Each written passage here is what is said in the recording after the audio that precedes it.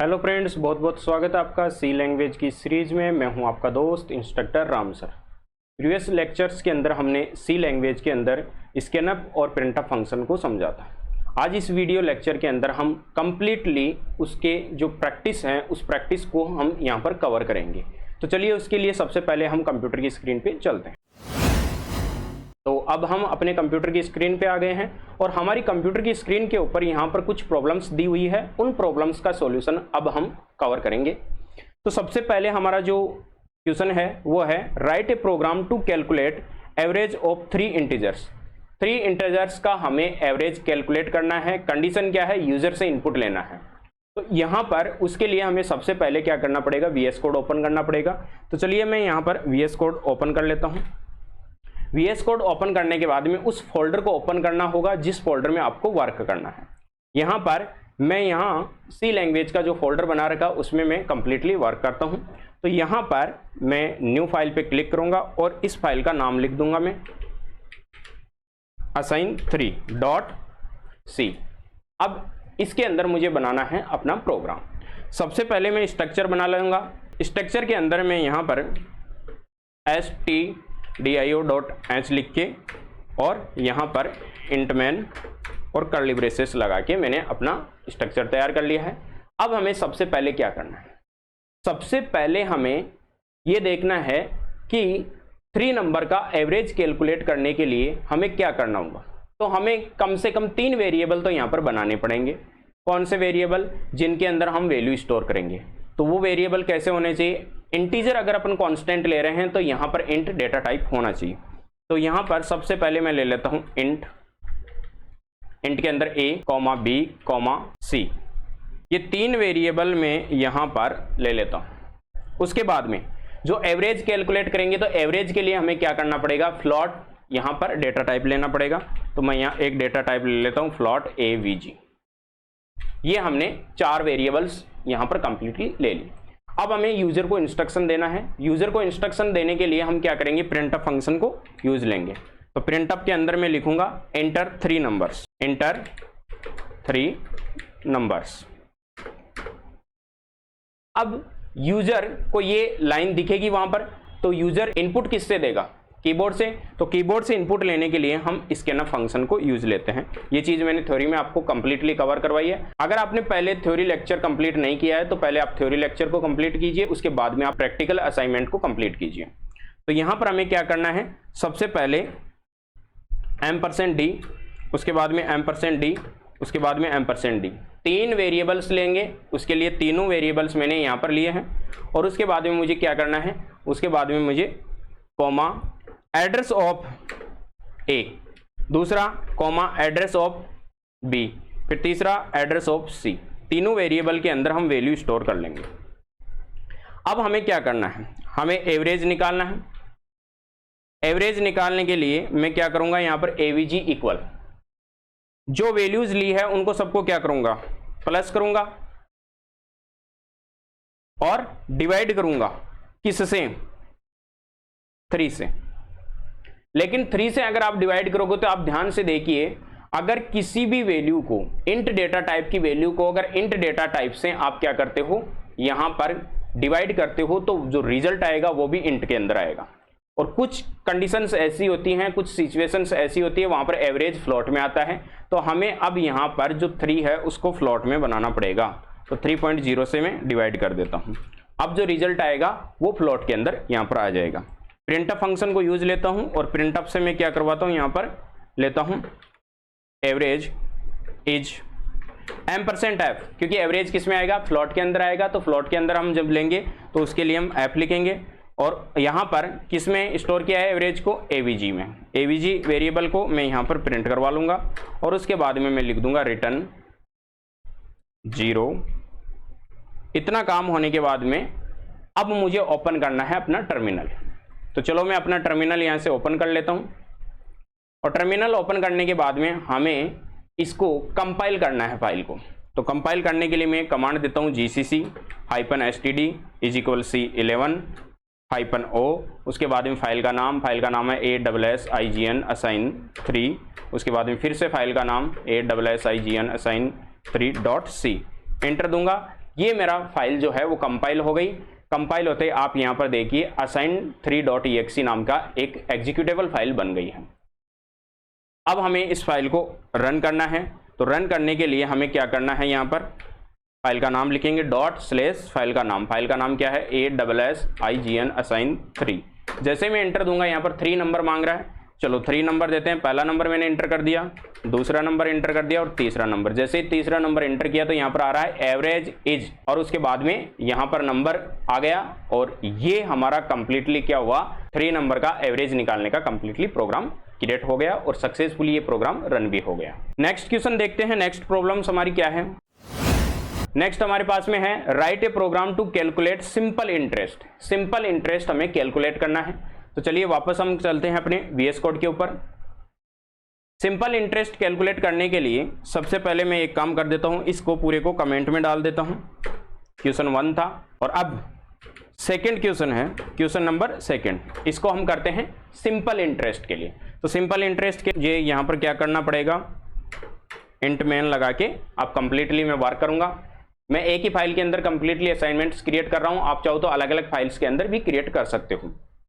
Simple interest के लिए सबसे पहले हमें क्या चाहिएगा, 3 वेरिएबल चाहिए। कौन कौन से, P, T, principal, time, rate of interest, और हमें एक और वेरिएबल चाहिए किसके लिए, सिंपल इंटरेस्ट कैलकुलेट करवाने के लिए। तो हम यहां पर लेते हैं, सबसे पहले मैं इंट लेता हूं और इंट के अंदर P प्रिंसिपल लेता हूं और टाइम, ये दोनों तो मैं लेता हूं इंट के अंदर।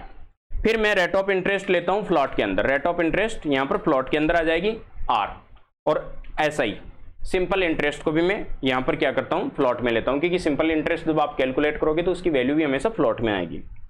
अब हम प्रिंटफ फंक्शन से क्या करते हैं, यहां पर यूजर से इंटर करवाते हैं, inter P, R and T।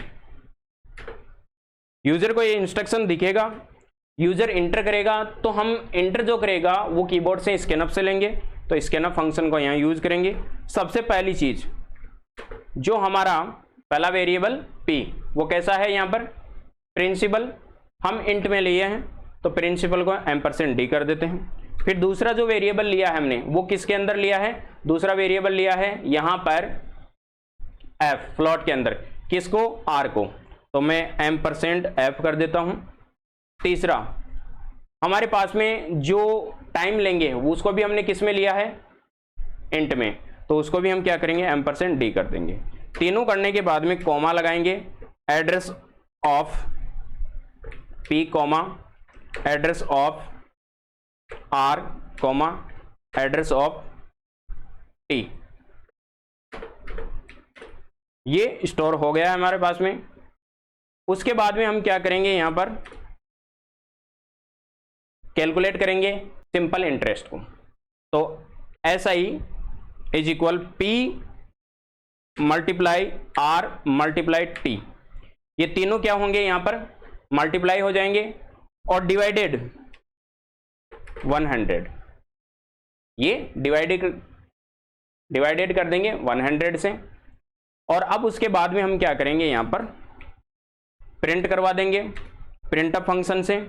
क्या प्रिंट करवाएंगे, सिंपल इंटरेस्ट इज $f, और उसके बाद में कॉमा लगा के SI प्रिंट करवा देंगे SI को, और रिटर्न 0 कर देंगे।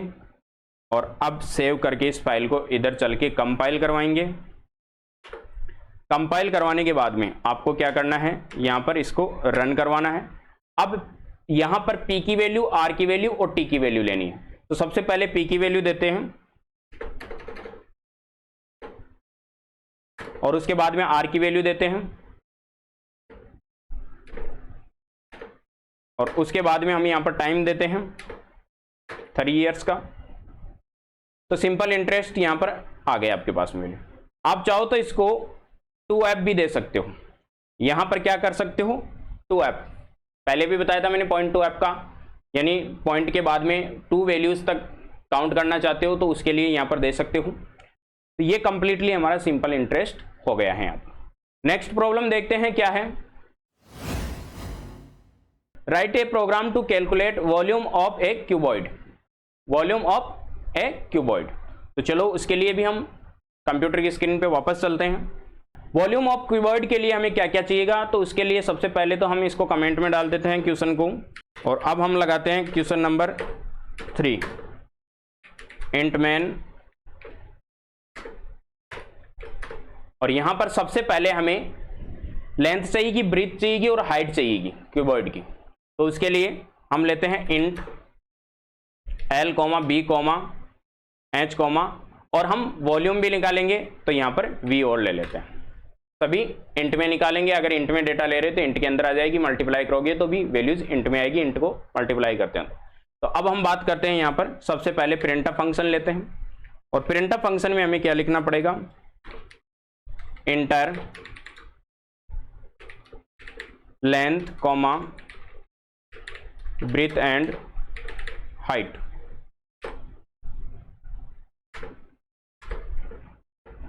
और अब स्कैनअप से क्या करेंगे, उनको कंप्लीटली डेटा को लेंगे।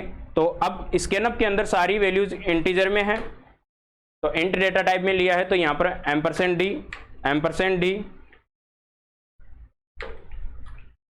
%d तीनों वैल्यूज, और कॉमा लगा के address of L comma address of B comma address of H. ये सारी वैल्यूज लेने के बाद में हम क्या करेंगे, वॉल्यूम निकालेंगे। तो यहां पर v is equal L multiply B multiply H, और अब कर देते हैं प्रिंटफ फंक्शन से इसको प्रिंट। प्रिंटफ फंक्शन से निकालेंगे volume of cuboid is %d, क्योंकि %d में आएगा, इंट लिया है डेटा टाइप, तो यहां पर v लगा लेते हैं। और अब रिटर्न 0 करवा देता हूं, और इसको सेव करते हैं। चलते हैं अपने इस टर्मिनल में, इसको करते हैं कंपाइल, और कंपाइल करने के बाद में इसको करते हैं यहां पर रन करते हैं। हाइट मांग रहा है, लेंथ मांग रहा है और ब्रीथ मांग रहा है, तो मैं सबसे पहले लेंथ दे देता हूं, ब्रीथ दे देता हूं और हाइट दे देता हूं, और जैसे लिया तो वॉल्यूम ऑफ क्यूबॉइड इज 720। ये कंप्लीटली हमारा थर्ड क्वेश्चन सॉल्व हो गया। चलिए नेक्स्ट क्वेश्चन देखते हैं क्या है। Create a variable named num and assign the value 20 to it. बिल्कुल इजी क्वेश्चन है। क्या करना है, एक वेरिएबल क्रिएट करना है नम नाम का, और यहां पर 20 वैल्यू स्टोर करनी है। सबसे पहले तो आप देखिए 20 वैल्यू किस टाइप की वैल्यू है, इंट टाइप की, तो यहां पर वेरिएबल किस टाइप का लेना पड़ेगा, इंट टाइप का लेना पड़ेगा। इसको आप कंप्लीटली करना। नेक्स्ट देखते हैं, use the correct format specified to output the value of num. Num के अंदर यहां पर आउटपुट के अंदर आप स्पेसिफायर, जो फॉर्मेट स्पेसिफायर, वो कैसा फॉर्मेट स्पेसिफायर होगा। तो सबसे पहले यहां पर समझिए इंट नम 60, तो ये डेटा टाइप कैसा है, इंट डेटा टाइप। तो जब प्रिंटअप करवाओगे तो फॉर्मेट स्ट्रिंग में क्या आता है, %d, तो यहां पर क्या आएगा %d। क्लियर, कोई इश्यू नहीं है। आई होप ये वीडियो आपको पसंद आया होगा। अगर आपको ये वीडियो पसंद आया तो वीडियो को लाइक कीजिए, शेयर कीजिए और हमारे चैनल को सब्सक्राइब कीजिए।